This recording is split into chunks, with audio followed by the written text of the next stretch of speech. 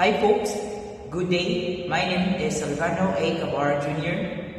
from Sitio Lubang, Barangay Bonbon, Cebu City.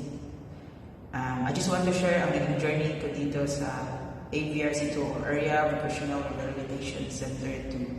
Nakasuot ko diri sa November 24, 2021 and bago yun na ako nga environment na ako na sinati diri sa center and mga bagong mga attitudes ng mga tao and new circle of friends.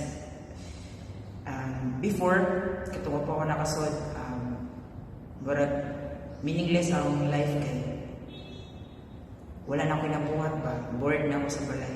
But tungod nakasod ko dito sa AVRC, dagan kong nakatunan ng mga skills such as DLS or daily living skills and orientation and mobility. Kay before, maglisod lang yung travel independently, but tungod sa center, sa mga staffs and instructors, sila i-guide na ako na mahimong independent sa akong kinabuhi nga di magsalig sa mga tao nga kaya na ko na mabarog sa akong kahulingong mga diin. And it's a life changing for me nga nahitabo na ako diri sa center because nanay mga door of opportunities nga nangapli and mas na-showcase na ako kung kinsa ko before di mo ko ka-accept sa akong self kay tungod fresh pa na ako nahitapos na ako but tungod nila sila yung pamatuod nga dili ka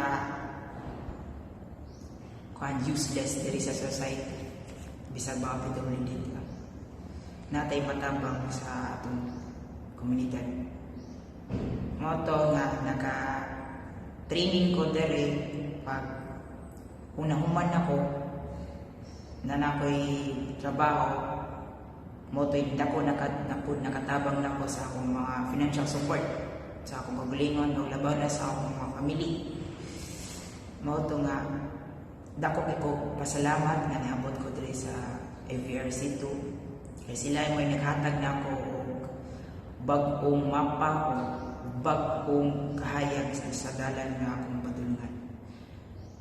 Yeah, I'm so thankful mao to nga sa mga parents and sa mga PWDs diha nga biningila nga useless sila dili di na tinuod.